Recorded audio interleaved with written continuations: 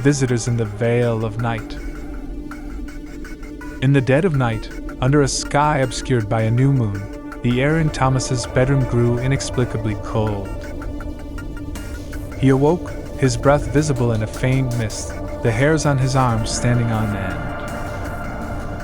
The digital clock on his nightstand flickered before going black, the only illumination now the faint, eerie glow spilling from the edges of his curtains. He sat up, the silence oppressive, suffocating.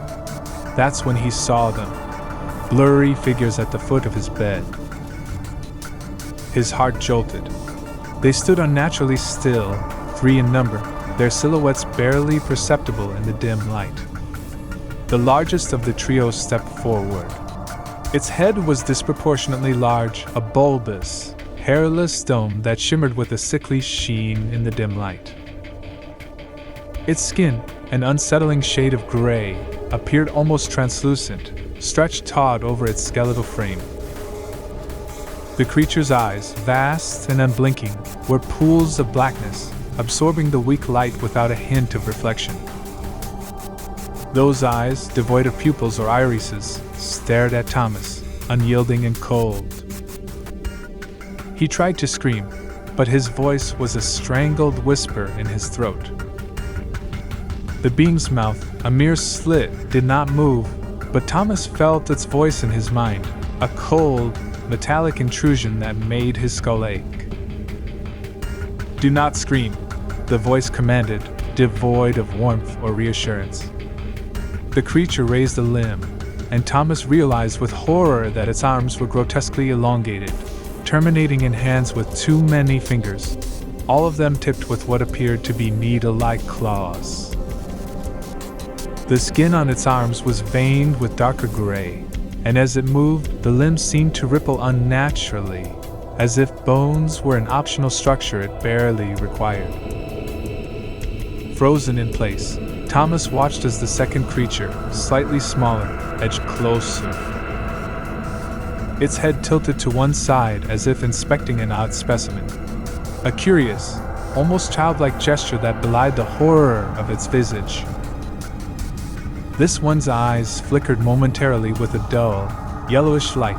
Scanning him, he realized, in ways he could not comprehend. The third creature remained by the door, its presence equally menacing. It was shorter, stockier, but carried an aura of authority. On its skin, patches of darker scales formed patterns that almost looked ritualistic. It held a device in its hand, a thin, metallic rod that hummed with an unseen energy. Thomas's bed started to levitate, the sheets slipping away as an invisible force lifted him towards the ceiling. He wanted to fight, to flee, but his body refused his commands, held by an unseen force that rendered him immobile. The cold penetrated deeper into his flesh, a chilling reminder of his helplessness. "Study," the first creature's voice echoed in his mind again, the word itself a sharp, painful jab. The room filled with a low hum, the source indiscernible, vibrating through every cell in his body. Pain seared through him as if his very DNA were being unraveled and inspected. Just as suddenly as it began, the examination ceased. The room descended into silence once more, the creatures retreating.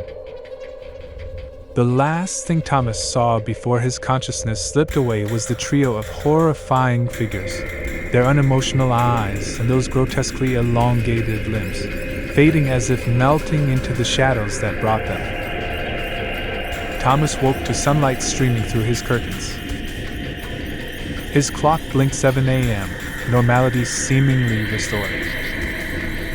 But the chill lingered, a ghostly caress on his skin, and deep within his mind, the echo of a cold, alien voice promised that they would return.